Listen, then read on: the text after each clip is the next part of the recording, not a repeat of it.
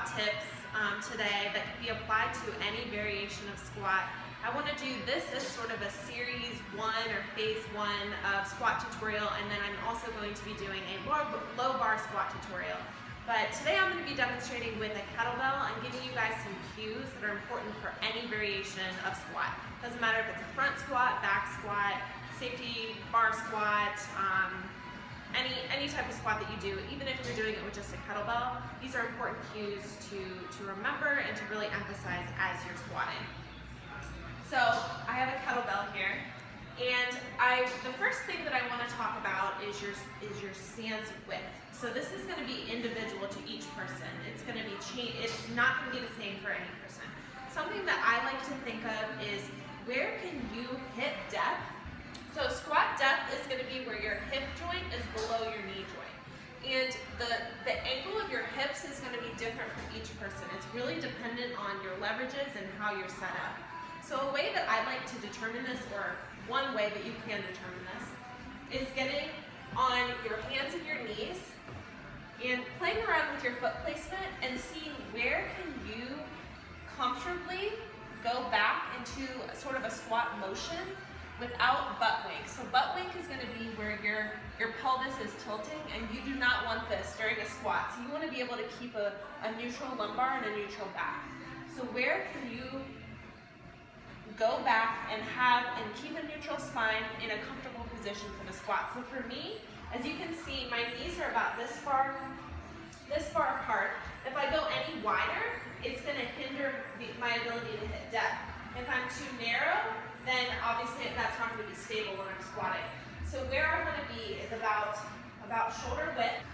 So I'm going to find an angle where I'm able to drive my knees out over my toes, engage my glutes, engage my hamstrings and my quads. As many muscles as I possibly can. I don't want to just be quad dominant. I don't want to be leaning back too much into my glutes. So what's a position where I can comfortably hit depth, but also keep a neutral spine? It's something that you want to play around with, especially if you're a beginner. You don't want to just stick with this one squat stance and say, this is what I'm going to have for the rest of my life. I'm actually have a more narrow stance now because I tend to have a more quad dominant squat. And also just the way that my hips are set up, my leverages, it changes, especially as your body composition changes too. You might have to play around with your stance. So for me, it's going to be about shoulder width.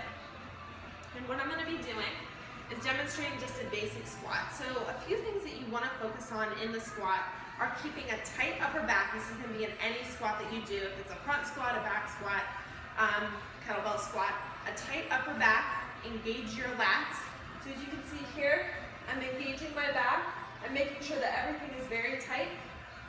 And also, you want to brace your core. So what I do is the Valsalva maneuver. So it's where you take in a big breath and put your tongue to the roof of your mouth, and that's going to increase your abdominal support, and that's going to allow you to have more stability when you squat. So stance, upper back tight. I'm going to squeeze my glutes before I go down to align my hips underneath my shoulders.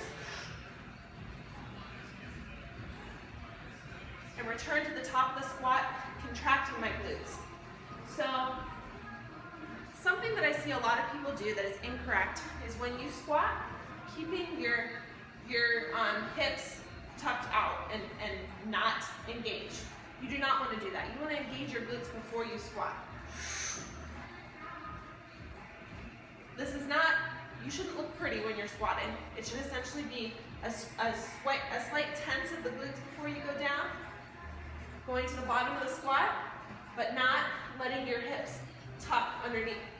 You want to go just deep enough, as deep as you can while keeping a neutral spine. So for me, this is going to be about, it's going to look like this.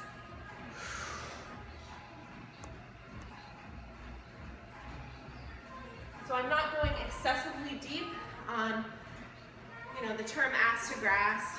Some people can do it without butt wink. Most people cannot. Making sure that you're keeping stable, big breath, tight upper back, tight lats, core stable. Engage your glutes before you go down, driving your knees in line with your toes, and then returning to the top of the squat with tense glutes as well. So these are some basic tips that can be applied to any type of squat that you do. I'm going to be doing a second squat tutorial where I'm going to go over a little bit more about the details about a low bar squat. So I hope this was helpful for you guys, and I will talk to you guys soon.